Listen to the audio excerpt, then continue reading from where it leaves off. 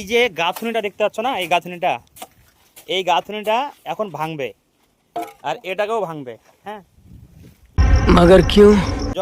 যখন লেওয়ারটা দিয়েছিলাম, প্রথমে মার্কিংটা যখন করেছিলাম, তখন ওদের সবাইকে, ফ্যামিলির সবাইকে ডেকে নিয়েছে। এখন কোন ভদ্রলোক এসেছে, সেই ভদ্রলোক বলছে নাকি না এটা রুম হবে না, ওইটা রুম করলে ভালো হতো, ওইটা হবে না, ওটা ডাইনিং করলে ভালো হতো, ওইদিকে সিঁড়ি তুললে ভালো হতো।